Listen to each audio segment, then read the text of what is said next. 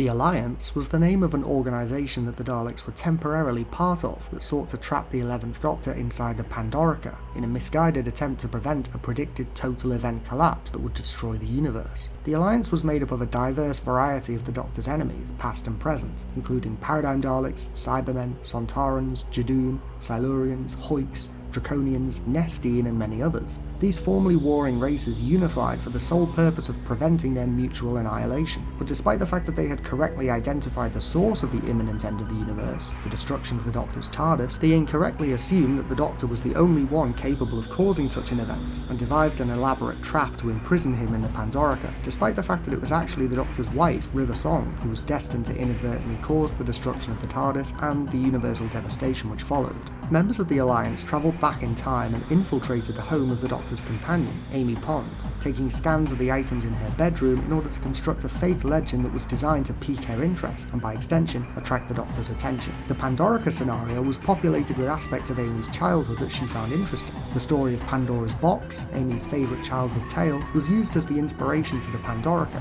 Amy's childhood fascination with Romans was used as a basis for the Nestine duplicates, created as part of the trap, which were based on material featuring the Romans that the Alliance agents procured from Amy Pond's bedroom. The Pandorica was placed in an underhenge chamber beneath Stonehenge, guarded by a Cyberman, which was designed to house the Pandorica and serve as a massive transmitter to alert the Alliance when the trap was ready. Then the Doctor and his companions were lured to Stonehenge in 102 AD to begin the Alliance's plan. Initially, the Doctor, Amy and River Song were tricked into believing the Roman forces were on their side. Indeed, the Nestine Roman drones were programmed to believe that they were real Romans, and even helped Amy destroy the Cyberman stationed in the underhenge, and the Doctor was initially able to ward off the Alliance fleet with an impressive speech. Still assuming that the huge number of different species had come to compete over the Pandorica, the Doctor attempted to decipher the mystery of the enigmatic box as it slowly unlocked from the inside, unaware of the fact that the Alliance forces were preparing the final phase of their plan. The Roman Autons activated, captured the Doctor and secured the area, and one by one, the leading members of the Alliance, including the Paradigm Dalek Supreme and the Dalek Eternal, teleported into the underhenge, as the Pandorica opened to reveal the containment chamber that they had designed to trap the Doctor with.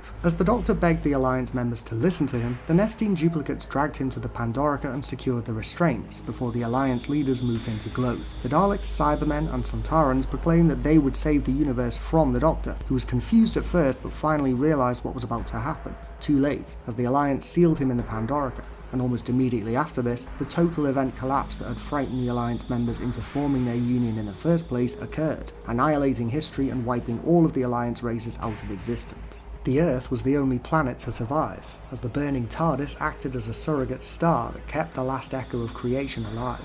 All that remained in the underhenge chamber surrounding the Pandorica were the huddled, statue-like remnants of the Alliance leaders, preserved as stone after effects of the unprecedented temporal destruction. These included 2 stone Daleks, who were later recovered hundreds of years later and stored in the National Museum. It seemed as though this was it for the Daleks, as in this devastated timeline, those 2 stone statues were all that remained of the Dalek race.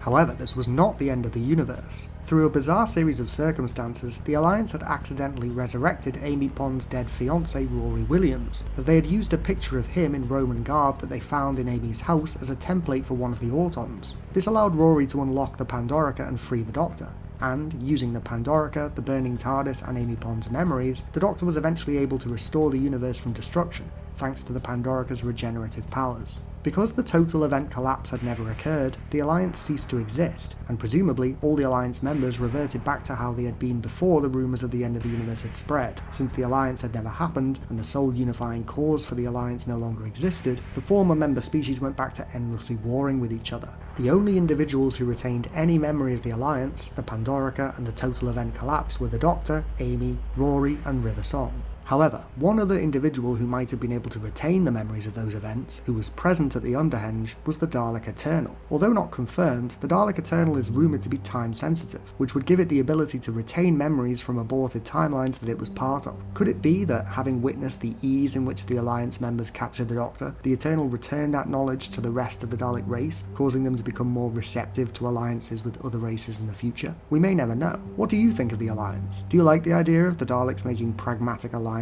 when it suits them, or do you prefer Dalek Thay's philosophy regarding potential Dalek alliances? Let me know in the comments below. Don't forget to click below to subscribe to Dalek Bumps.